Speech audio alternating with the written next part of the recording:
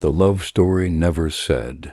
It was a warm summer's eve, one which you could almost taste the smell of the dry wind as it mildly whistled like a cricket larking in the dark. There she was, a young lady, one without a decent father figure, for she had never had a father to protect her from the vices of men, vices that soon trapped her. She fed from hand to mouth, and soon she got drowned in an ocean of bad decisions. The only thing that she could make sense of was her debt. Months come, days end, she struggles to pay rent. For a couple bucks, she has long nights with strange men. She sells love for a couple grand. The only certainty was, if she fails to pay her debt, her death shall be as quick as a second, but the never-ending pain she shall go through shall be as long as eternity trapped in a bottle. There she was, woke to a feeling of self-loathing as she had had since hitherto. Something felt different this time, as she stared into the eyes of this man. What a man, she thought. He had a Greek god physique, and a smile as wide as the universe. "What's your name?" he asked. "Delilah," she said, with a trembling voice lacking self-identity. "I am Samson," he said. She acted adamant, as though she knew him not, as she stated her charges for copulation. For a reason beyond her understanding, he didn't seem to care about what she was. He took quite a fancy in her. He paid the brothel keeper a handsome price to keep her for himself. Even more, she hated herself, felt worthless, unlovable, and above all not worthy of the love of such a man. As her colleagues rode there, eyes and threw a boulders, worth of judging tomatoes with words, at her insecure little head, she felt even more unworthy of him. Months came, days end. There she lay in the arms of her lover. In her dungeon of self-loath she finally spoke. "A man approached me today, asking for the source of your power and promised me my freedom." Samson had not told her how important his hair was to his purpose, nor did he tell her how priceless it was. For he smiled with confidence, knowing how she wouldn't intentionally hurt him. They laid there waiting for dawn. He had a battle to fight at noon, and only her love could strengthen him. Lately he had begun to doubt his purpose. The promise was he would end the war and free his people. But for every war he fought, it seemed like it just created another, and another after that. The best of hate preach love, the best at war preach peace, he thought. As he preached, "A day comes where peace shall reign," he felt like a hypocrite, for he was the best at war.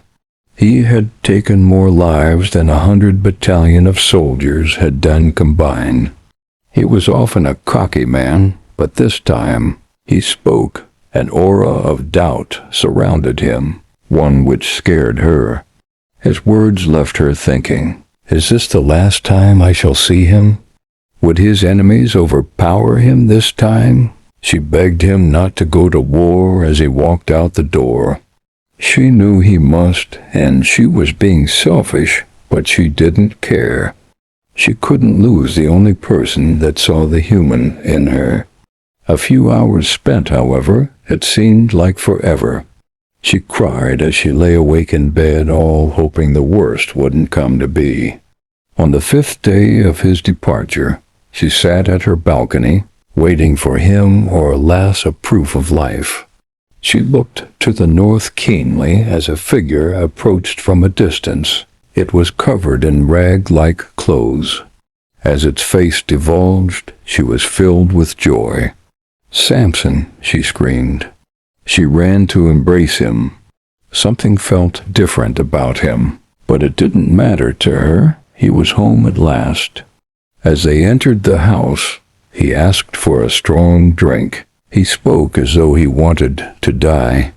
She had never heard anyone speak with such a dark view of life.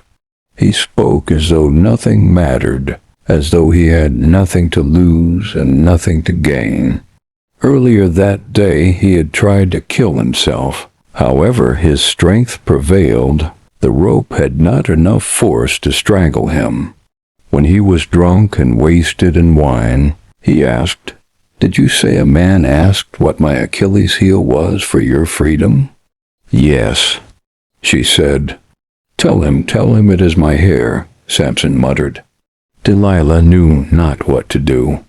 Should I be happy or sad, she asked herself, for she didn't know the price he was paying for her freedom. Isn't that too much a cost? She asked him. He shrugged.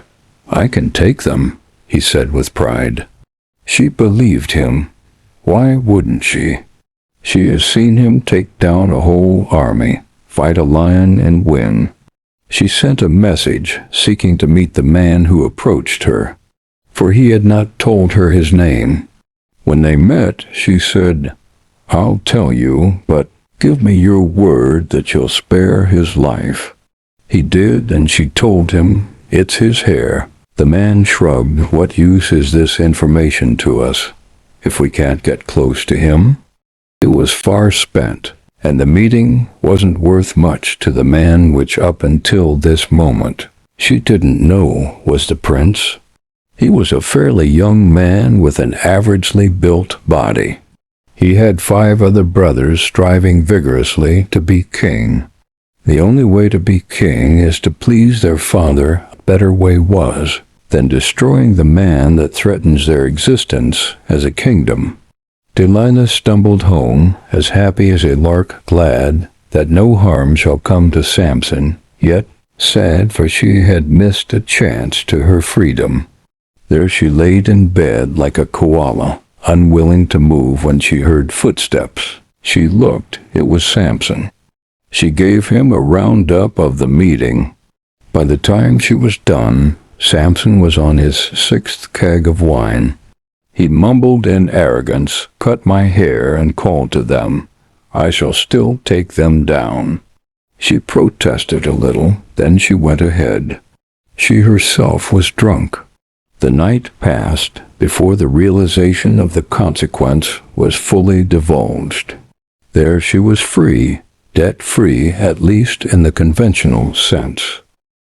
She couldn't stop wondering what would happen to Samson now. Not an hour went by before she heard of the feast, scheduled to celebrate the capture of the great Samson. It was at this moment she knew what she had done. Her heart felt like it was stabbed with 1,000 knives. Tears filled her eyes, but not even an ocean load of tears could fix what she had done because of a stupid bottle of wine. She laid in bed and wished it was a just dream. She tried to see him, but they wouldn't let her. I spared his life. What more do you want, harlot? He said. Those words struck her so hard, she then realized she would be nothing more than the harlot that ruined the only man that saw the human in her. What have I done? She whined.